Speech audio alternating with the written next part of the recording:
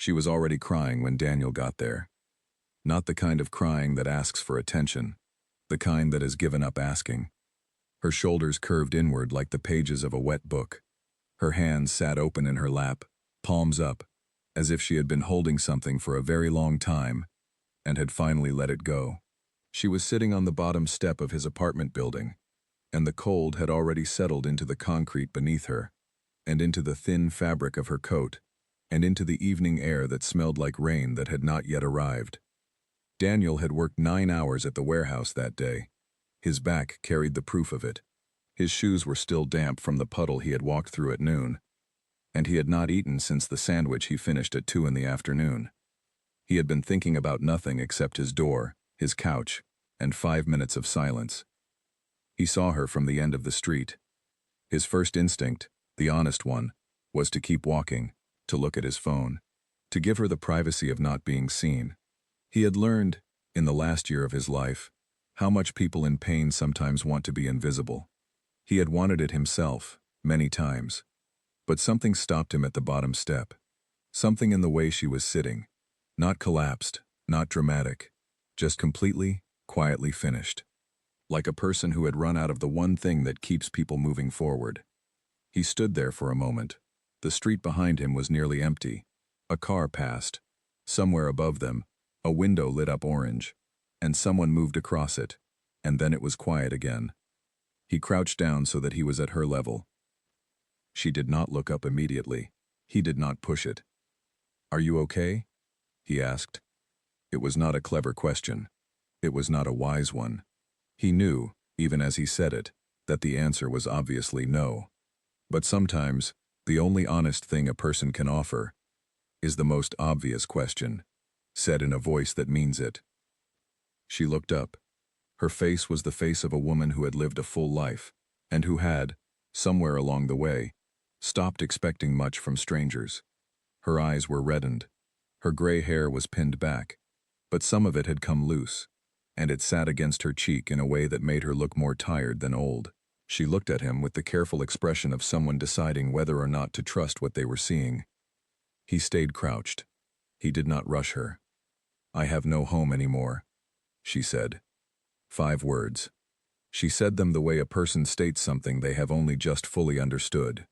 Not with anger, not with self-pity, with a kind of flat, exhausted honesty that landed harder than any crying could have.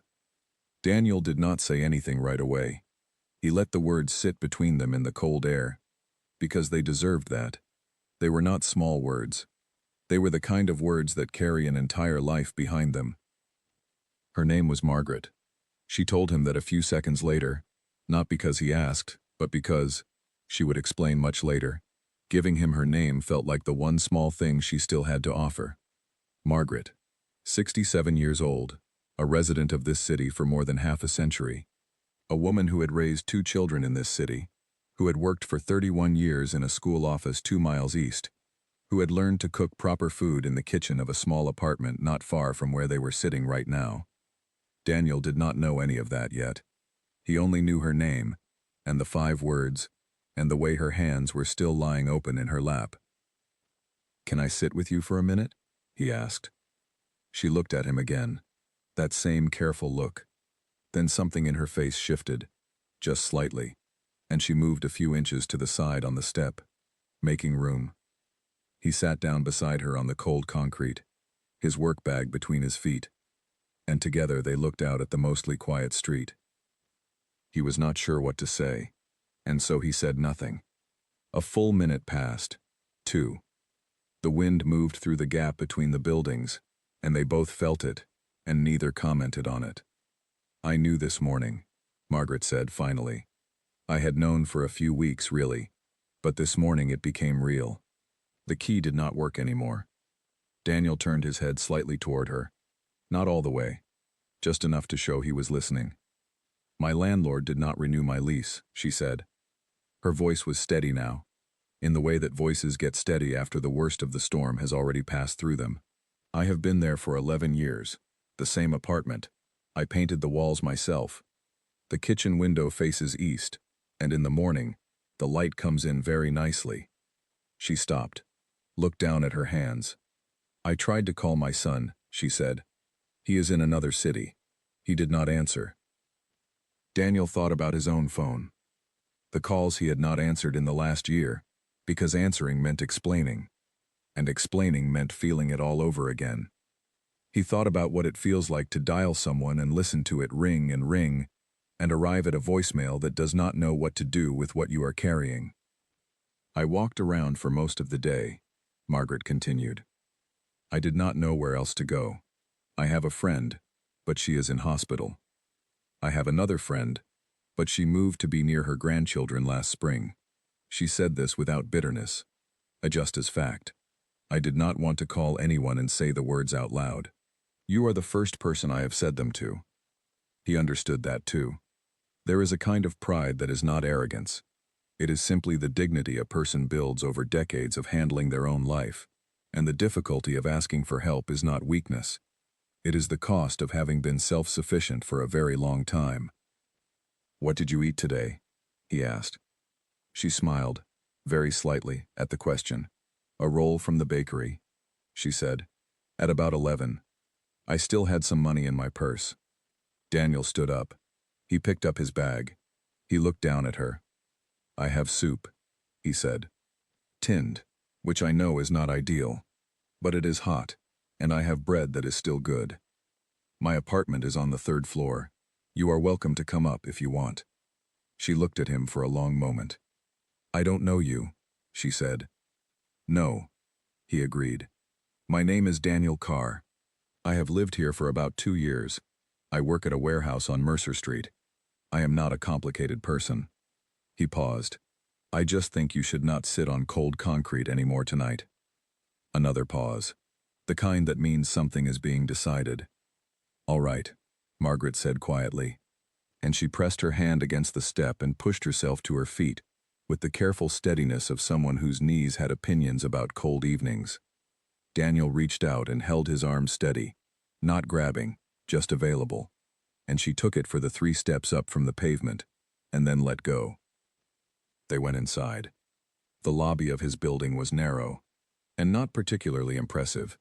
Peeling notice board, a lift that worked most of the time, fluorescent light that buzzed faintly on the 2nd floor. Daniel had stopped noticing these things a long time ago, but Margaret looked at them carefully as they went up, the way a person looks at details when they are trying to stay calm by paying attention to small things. He unlocked his apartment.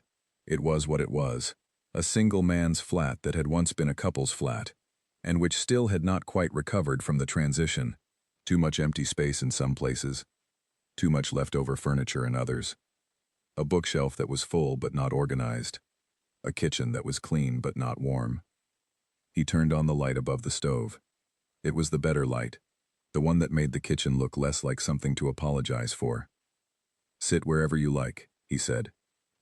Margaret set her bag down beside the kitchen table. She sat in the chair closest to the wall, the one that faced the door, and she set her hands flat on the table and breathed in, slowly, and then out. He put the soup on. 2 tins, which was more than she needed, but more than she needed was exactly the right amount for tonight. He sliced the bread and put it on a plate, and put the plate on the table without ceremony, and went to fill the kettle. Do you take milk? He called. Just a little, she said. He made the tea. He brought it over. He sat across from her and wrapped both hands around his own mug, and looked at the table. Thank you, she said. You don't need to, he said. She shook her head, not disagreeing, but meaning something more than thanks. Meaning, you did not walk past me. Meaning, you crouched down on the cold pavement and asked a simple question, and stayed until I answered it. Meaning, I had almost given up on this evening. And you changed it, and I do not have the words for that yet, but thank you. The soup was ready. He brought it over. She ate slowly and carefully, and he ate across from her, and neither of them spoke much, and that was completely fine.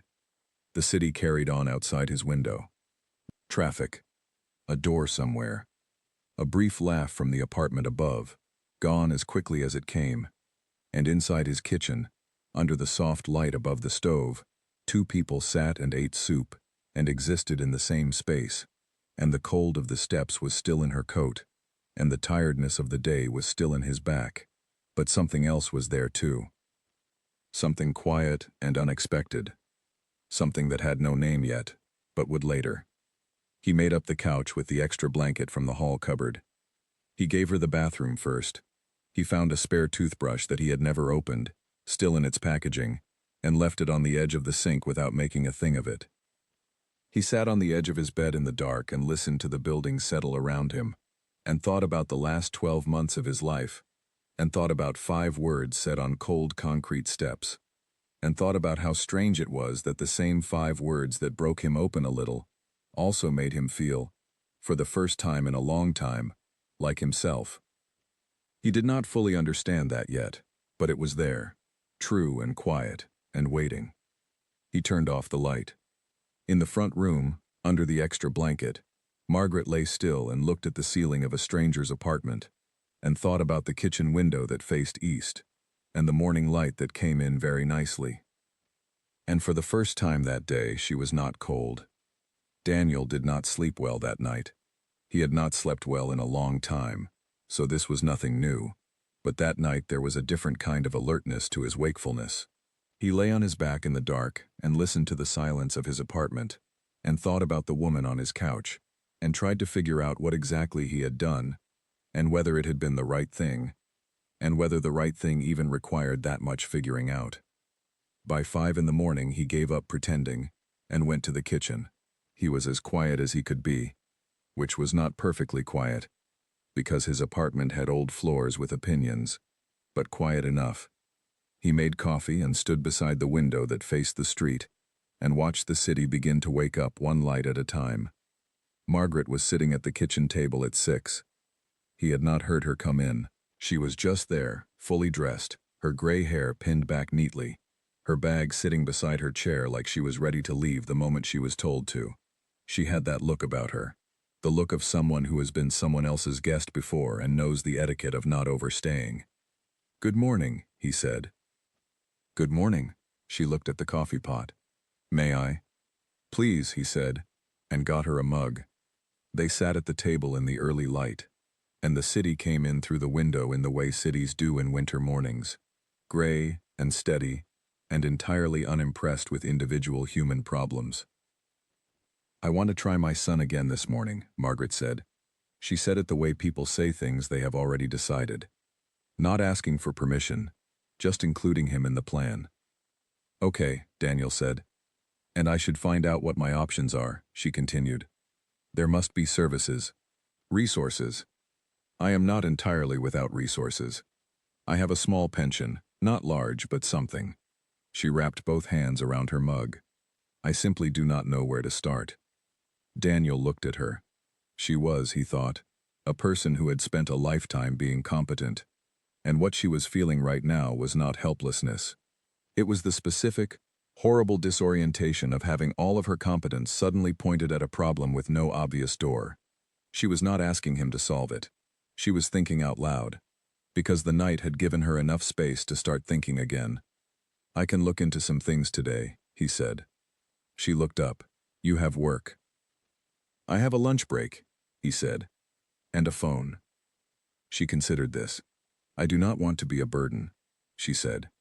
And she said it in the direct, clear way of someone who means it, not as a polite thing to say, but as a genuine concern she had carried all her life, and intended to keep carrying. "You are not," he said. It was a simple answer, but he meant it simply. She looked at him for a moment, and then nodded once, and looked back at her coffee. He went to work. The warehouse was its usual self, loud, physical, full of men who did not talk much, and worked hard, and ate their lunches in the break room without great ceremony.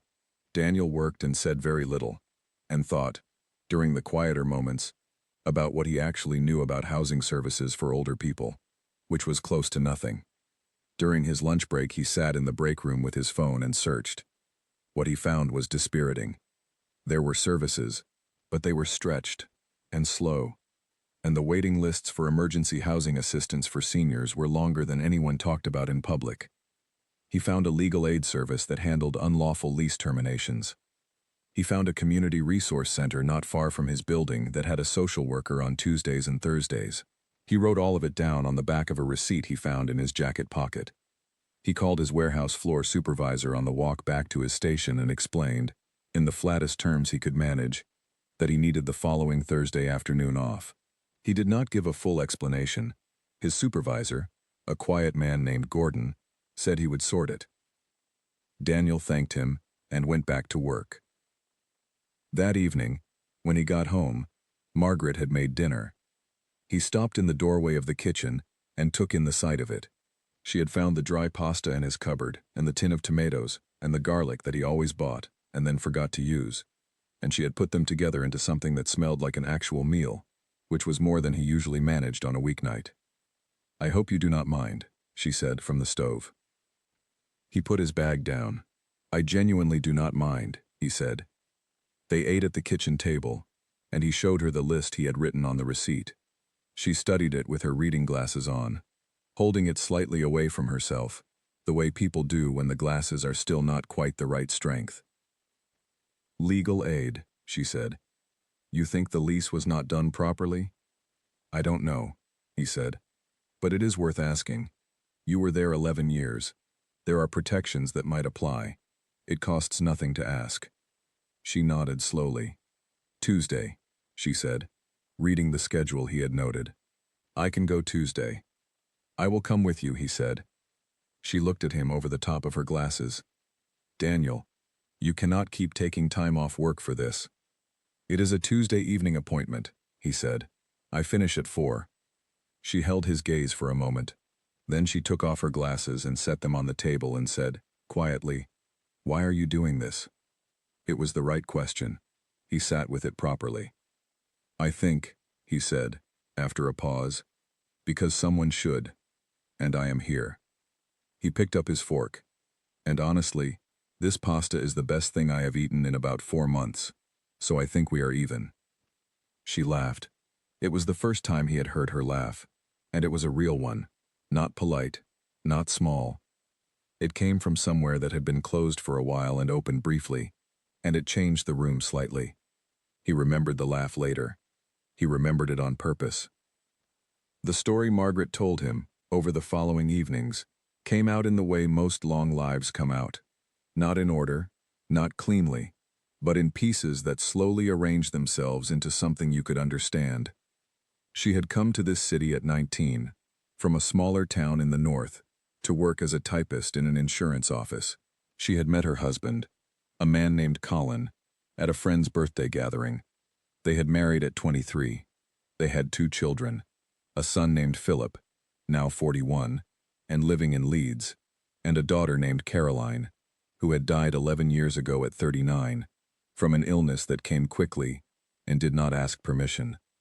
Margaret did not linger on Caroline. She mentioned her the way people mention the most important things, briefly, carefully, with a kind of precision that means the feeling is too large to approach directly. Daniel did not ask follow-up questions. He just listened. Colin had died 9 years ago. Heart. Sudden, the way it often is with men his age. They had been married 42 years. She had spent the 9 years since then in that apartment, with its east-facing kitchen window, managing her life on a pension and the small amount Colin had left behind, gradually watching both shrink, and telling herself for at least 2 years that it was fine, and that she was fine, and that she had handled harder things. She had handled harder things, but the apartment was gone now, and Philip did not answer on the first day, or the second, and the savings were down to a number that had stopped being reassuring a while ago, and she had been very, very tired of being strong for a very long time. Daniel listened to all of it over those evenings. He did not try to fix it with words. He made tea and left it beside her, and let the words come at whatever pace they came at. He had learned, in the last year of his own life, that there is a kind of listening that is more useful than any advice, the kind that simply stays present, without rushing the other person toward feeling better. His own story came out too, in pieces, because staying with someone in the evenings means you cannot remain entirely a stranger. He had been married for 6 years. Her name was Claire. They had lived in this apartment together for the first 2 of those years, and then in a bigger flat across the city for 4 more. And then the marriage had ended, in the slow, sad way that some marriages end, not with a single moment, but with an accumulation of small distances that eventually became one large one. No anger, no dramatic event, just 2 people who had gradually stopped being able to find each other in the same room. He had moved back to this apartment 14 months ago. He had taken almost nothing. The couch was new, the kitchen things were new. Most of the furniture was what the flat had already had, because starting over is easier when you do not have to look at the things that used to mean something. He told Margaret this over several evenings, a little at a time. She listened the way she listened to everything, fully, without interrupting, and with the particular attentiveness of someone who understands that being heard is not a small thing. "Do you miss her?" Margaret asked one evening. He thought about it honestly. "I miss who we were in the first year," he said. "I do not miss the last 2. I think that is the honest answer." She nodded. "Grief is complicated when it is not about death," she said. "People do not always understand that." "No," he agreed. "They do not." She looked at him with the directness that had become familiar to him. "You are lonelier than you look," she said. He did not argue. He was. The Tuesday legal aid appointment came. Daniel wore his better jacket and came straight from work, and met Margaret in the waiting area of the clinic, which was on the 3rd floor of a building that smelled of old carpet and effort. The solicitor who saw them was a young woman named Alice, who had the particular manner of someone very competent, who had learned to keep her feelings out of her work voice. She listened to Margaret's situation with her pen moving steadily, asked clear questions, and then told them, with honest directness, that the case was possible but not simple. The landlord had followed the legal process. The question was whether he had followed all of it. There were notice requirements, and there were rules about how long a tenancy had run, and there were protections that applied specifically to long-term tenants. Alice was not promising anything, but she wanted to review the documents. Margaret opened her bag and produced a file folder, neatly organized with every piece of correspondence from the landlord and every piece of her tenancy paperwork going back 6 years. Daniel looked at the folder and then at Margaret, and did not say anything, but he thought, of course. Of course she had organized it. Of course she had kept it. Alice took photocopies and said she would be in touch within 2 weeks. They went back down the stairs and stood on the pavement outside, and Margaret put on her gloves and said nothing for a moment. "It might not work," she said. "It might," he said. She looked at him. "You are an optimist." "I am usually not," he said honestly. "I think you bring it out." She made a sound that was almost another laugh, and they walked to the bus stop and rode back through the city in the gray evening light, and said very little, but in the comfortable way of people who have stopped needing to fill silence. At home that night, Daniel sat at his kitchen table after Margaret had gone to sleep and looked at the receipt with his notes on it, now covered in additions and crossed-out items and new numbers. He thought about the Community Resource Center and the social worker on Thursdays. He thought about the church 2 streets over, that did a community lunch and might know people who knew things. He thought about Philip, who had not answered the phone in 9 days, and about whether a second call from Daniel rather than from Margaret might make some difference, or whether it would make things worse. He decided to try. He went to his room and dialed the number Margaret had written for him on a small piece of paper, and he waited while it rang, and a man answered who sounded surprised and slightly defensive from the first word. His name was Philip. He was 41 and tired, and the tiredness was audible. Daniel introduced himself simply and clearly, and said that he was a neighbor who had been looking after Margaret for the past week, and that she was safe, and that he was not calling to alarm him but to make sure he knew the full situation. Philip was quiet for a moment. Then he said, "She told me it was handled." "She told you that because she did not want to worry you," Daniel said. "But it is not yet handled. She is sleeping on my couch. She needs to hear from you." Another pause. "I have a lot going on right now," Philip said. Daniel thought about several responses. He chose the simplest one. "She is your mother," he said. "And she has not asked me to call you." She would probably be embarrassed that I am. But she is 67 and she does not have a home, and she misses you, and I think you should call her." The line was quiet long enough that Daniel thought Philip might hang up. "I will call her tomorrow," Philip said. "Tonight would be better," Daniel said. Philip called that night. Daniel heard Margaret's voice through the wall of the living room, quiet and careful at first, and then warmer, and at one point something that might have been the beginning of a longer conversation than they had had in a while. He stayed in his room and read a book he was not really reading, and felt something that he could not quite name settle somewhere in his chest. He had not spoken to his own family about any of the last 14 months. He thought about that, about all the things people do not say to the people who should hear them, and about how the reasons are always different, and the result is always the same. He put down the book and sat for a while in the quiet.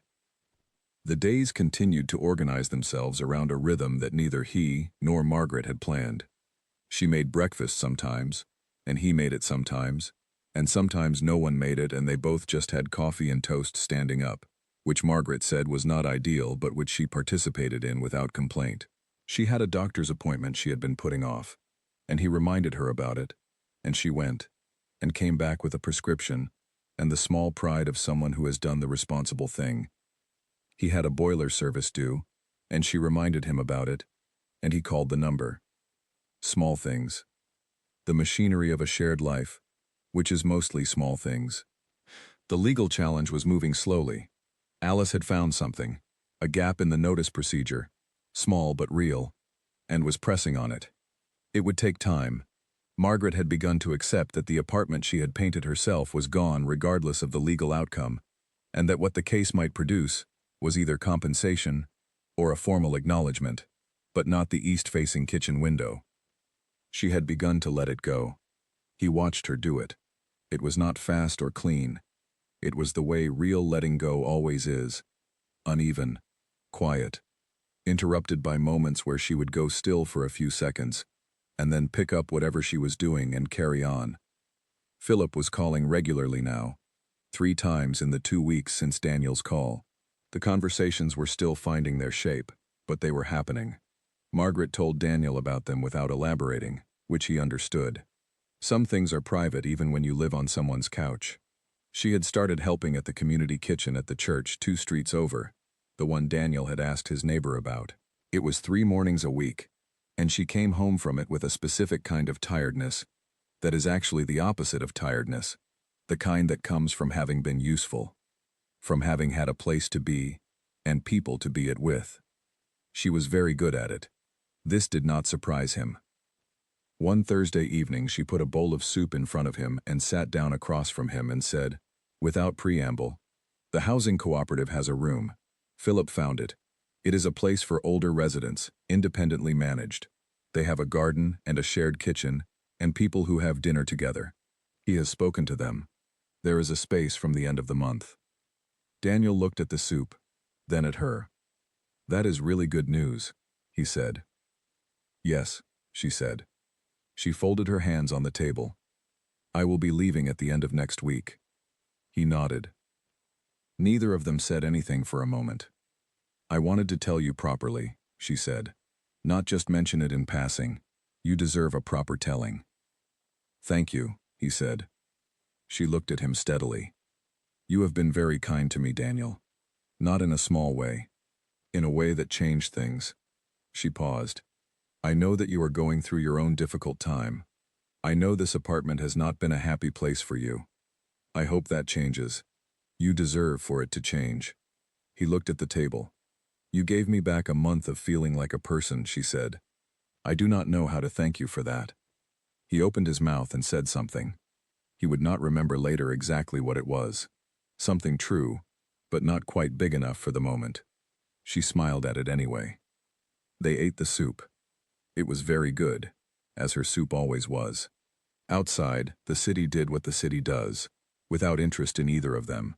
And inside the kitchen the light was warm, and the bread was good, and neither of them wanted the evening to end particularly quickly, so they made it last a little longer than it needed to. He washed the bowls. She dried them. She had started doing that somewhere in the 2nd week. and it had become a quiet habit that he had not commented on and did not want to. He put the bowls on the shelf, and she folded the tea towel, and they stood in the kitchen a moment, both of them feeling the approaching end of something, and neither of them having quite the right words for what that something was. He would think about it later, about how strange and specific it is, the thing that happens when you let someone into your life without planning to, and they settle into it in ways you did not expect. And then the time comes for the settling to end, and you stand in your kitchen with a folded tea towel and feel it more than you expected to. He was going to miss her. He had not planned to, but he was. The flat was too quiet. Daniel noticed it on the first morning after she left. He had slept better than he had in weeks, which did not seem fair. He woke to the flat's ordinary silence, the kind that had been his normal before, and for a moment he simply lay still and listened to it and felt the specific weight of an absence. Margaret had left on a Saturday morning. Philip had driven from Leeds, which Daniel had not expected, and which he suspected Margaret had not quite expected either. He was a solid, quiet man who looked like someone who had been carrying guilt for a while and had finally decided to set it down. He shook Daniel's hand at the door, firmly, for a moment longer than strictly necessary, and he said, "Thank you for looking after her," and he meant it in a way that included everything that had not been said on the phone. Margaret had said her goodbye in the kitchen. She had been very calm. She had looked around the kitchen once, the way people look around places they are leaving, committing something to memory, and then she had looked at Daniel, and she had put one hand briefly on his arm and said nothing, and he had said nothing, and that had been more than adequate. Then she had picked up her bag and gone to the door, and gone. He had stood at the window and watched them load the car. Philip put her bag in the boot with the careful efficiency of someone trying to be useful. Margaret got into the passenger seat and settled in. Philip walked around to the driver's side. Before he got in, he looked up at the window, found Daniel there, and raised one hand briefly. Daniel raised one back. The car pulled away. He stood at the window a little longer than necessary. He spent that Saturday doing things he had been putting off. He reorganized his bookshelf, which needed it. He called his sister, a woman named Patricia, who lived in Bristol, and who had been worried about him, in a low-level, consistent way that he had been responding to inadequately, for over a year. The call lasted 40 minutes, and was better than he had been bracing for. She said she was glad he had rung. He said he should have rung sooner. She said that was true, but she was not going to make a thing of it. He was glad she did not make a thing of it. He bought better food on Sunday. Not dramatic, not a whole new approach to life. Just slightly better than cereal and tinned things. He used the recipe Margaret had written out for him on a piece of paper before she left, the pasta with tomatoes and garlic, and he made it. And it was not quite as good as hers, but it was recognizable. And he ate it at the kitchen table, and it felt like the right thing to do. He went back to work. He worked hard, the way he always had, and his floor supervisor, Gordon, said he looked less tired than usual, which was the nearest thing Gordon offered to a compliment. Daniel took it. The legal case progressed. Alice called him one Wednesday to say that the challenge had been partially successful. The notice procedure had been improperly executed in one specific detail, which meant Margaret was owed compensation. It was not a large amount. It was not nothing. Alice said she would send the details to Margaret directly. Daniel thanked her and passed the information on to Margaret in their next phone call. They talked on the phone every week or so. Margaret called sometimes. He called sometimes. The calls were not long. They were the kind of calls that maintain a connection without needing to explain it. She told him about the housing cooperative, the garden, the shared meals, a woman named Gloria who played cards and was very competitive about it, the fact that her room got morning light, which was not quite the same as east-facing but was not bad. She was settling. He could hear it. She asked about him. He answered honestly, which was something he had not been doing with most people for a while. He found himself, in the weeks after she left, paying more attention than he had been. Not to anything dramatic, just to the ordinary texture of being alive in the place where he lived. He started walking home from work on the longer route that went through the park. He learned the name of his upstairs neighbor, a man named Stuart. who had a dog and a very early alarm, and whom Daniel had lived beneath for 2 years without speaking to. They had a brief conversation about the boiler, which led to a longer one about the building generally, which led to the kind of nodding acknowledgement that is the first step towards something friendlier. He moved into a slightly larger apartment in the same building in March. The building manager had told him about it in January, when the previous tenant gave notice, and Daniel had thought about it for a week, and then said yes. It had a second bedroom. He did not examine this decision too carefully when he was making it, because examining decisions too carefully is a good way to talk yourself out of the right ones. He painted the second bedroom a quiet blue, not because anyone was coming, just because it deserved to be something. 6 months after Margaret had sat on his steps, he received a letter, a real one, on paper, in an envelope addressed in her careful handwriting. He stood in the lobby with it and looked at it for a moment before opening it, because he knew somehow, just from the weight of it, that it was going to be good. It was a short letter, 3 paragraphs and a sign-off. She wrote about the cooperative, and about the garden, and about Gloria and the card games. She wrote about Philip, who had visited twice, and about a conversation they had managed to have that she described as overdue in the best sense. She wrote about the morning light. And at the end, she had included a photograph. Small, square, slightly overexposed in the way photographs taken on a basic phone often are, but clear enough. Margaret, in a garden, sunlight on her face, holding something up toward the camera.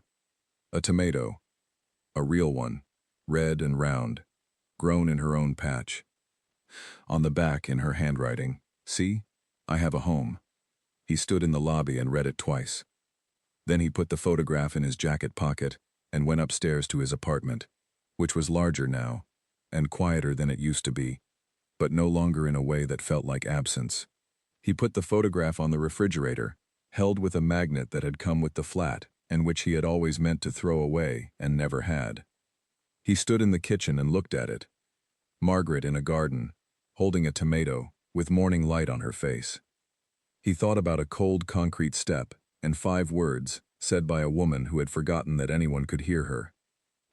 He thought about how close he had come to walking past. He made coffee. He stood at the window that faced the street and watched the city doing what the city does, and he felt, not loudly but clearly, like himself. Like the version of himself that existed before the last 2 years had quietly worn him down. Like someone who had simply, without planning it, remembered what his hands were for. He did not call it healing. He did not call it anything. He drank his coffee. He thought about the better route through the park. He thought about calling Patricia again, because she had said to call any time, and he believed her now. Outside, the city carried on. Someone somewhere was probably sitting on cold steps with a pain they did not know how to carry. He hoped someone would stop. He hoped, knowing now what it costs and what it gives, that somewhere, enough people would always stop.